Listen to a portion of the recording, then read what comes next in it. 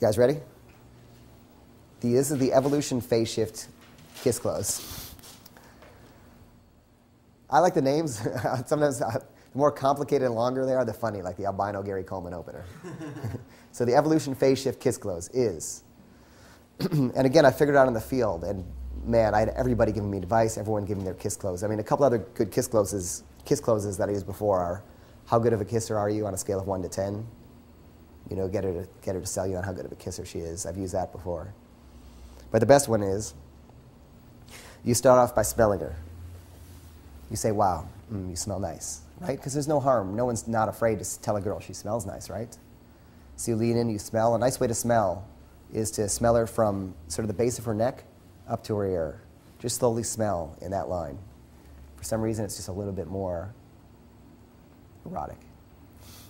So you smell her from the base of her ear to her neck. And then you say, it's a funny thing, I love smells because animals, like people never pay attention to smells, but animals, like when they're choosing a partner or mating, they tell everything they need to know about each other from smells. And humans don't use it enough. And the fact is, we're hardwired to respond when someone smells us. We're hardwired to respond to that. And it's kind of cool. And, but my favorite thing, and this is what like cats do, like lions when they're mating will like bite the back of each other's manes, or cats, and I think puppies too, will, you know, they'll pick the kitten up by the scruff of their neck, and it shows like maternal love. And the thing I miss the most about having no hair is when someone would just take me in the back of the neck right there and just like pull, just like that. And so you actually pull her hair. But you do it right, you know, just take your fingers up by the neck and go in deep and pull, you know, a very firm, sharp tug. You know, firm, and pull it back not too far. You know, you don't want to yank her neck back. You don't want to be like pulling her actual hair out by the roots. You just want to give her that tug as your fingers go through her scalp. This is right after the smell? This is after the smell. And by the way, you can either do these, this is also ping testing. In other words, you smell her, you get in close. Is she comfortable with that? If she is, you can move on. If she's a little uncomfortable with that, then you know you got more work to do. You're judging her reaction to see if you can go further. It's like it's a Kino escalation. It's like a yes ladder. It's moving up slowly in steps. You know, you're getting a yes and a scent. Yes, I can smell you. Yes, I can grab your hair, and you're pressing it forward. So one troubleshooting thing, and I'm always giving you the troubleshooting tip because I've gone out, I've done these things hundreds or thousands of times, and I've dealt with every contingency. So every now and then, there's a woman who spent a lot of time doing up her hair. Don't go grabbing it. You know, if she's clearly spent hours on her hair, last thing she's going to want you to do is to mess it up for the night. So in that case, you can just talk about it or have her grab your hair. Obviously, if you have hair, she can grab your hair, or you can say, I love when people pull the back of my, you know, pull my hair. So, and sometimes I'll do it all in a row. Other times, I'll smell her. I'll wait 5 or 10 minutes, then I'll go into the next piece. We'll talk about other stuff, then I'll go into the next piece. It's just a, you know, it's just a slow escalation. So the next step is, I don't even know how I came up with this one. I have no idea, but it's biting her elbow, the other side of her elbow right here, the underside of her elbow. And it's one of the most sensitive parts in the body. So what you say is, you say, but you know what the most interesting thing is? And nobody knows this, or very few people. The most sensitive parts of your body are the parts that never see the sunlight and the parts that bend the most. And they got like a zillion little nerve endings right there, and it's super, super sensitive. So next time you're with a guy, have him bite you right there. It's the most amazing thing. And then you calibrate. You see how she responds to that? If she's still there and she's still giving you eye contact and close in, you go, oh, what the fuck? And you take her arm and you bite it. And now this sounds crazy, and my girlfriend's sitting right there, but I've bitten the arms of hundreds of women in clubs, in public, like around their friends. And they're learning something.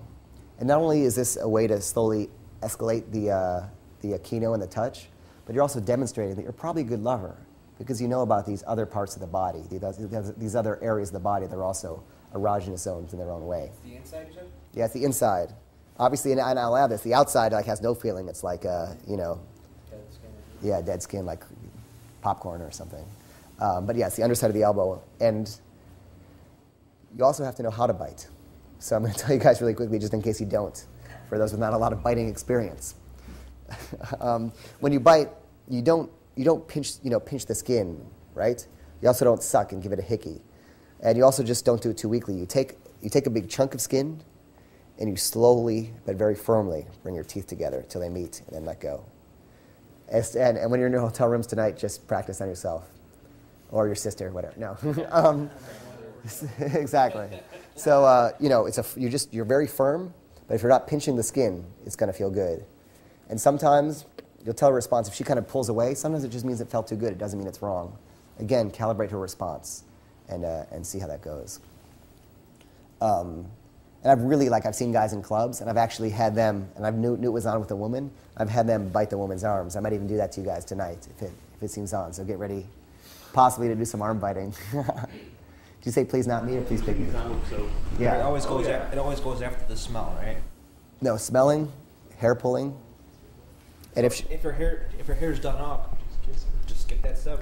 Skip it. Have her pull your hair if you have hair, or just tell her about it, and just tell her about it. And again, you're always talking as you're doing this. So after you do that, if you get a good response from that, now you can step it up to the next level. What's the next level? It's neck biting. Everyone's favorite. Neck biting. So next you say, but you know what the best thing in the world is? And I'm a total weakness for this. To me, there are two kinds of people on this earth. There are ear nibblers and neck biters. Which one are you?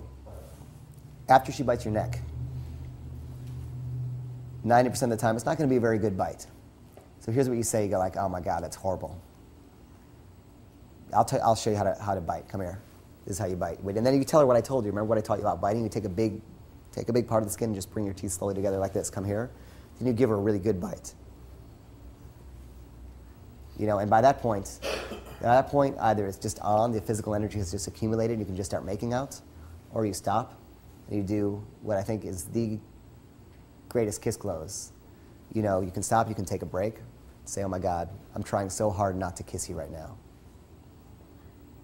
And the whole idea of that comes from, did I hear a wow up there? The whole idea of this is you have the frame, and I'm going to give you the structure behind the idea of that line, because it's not just a line, it's an idea.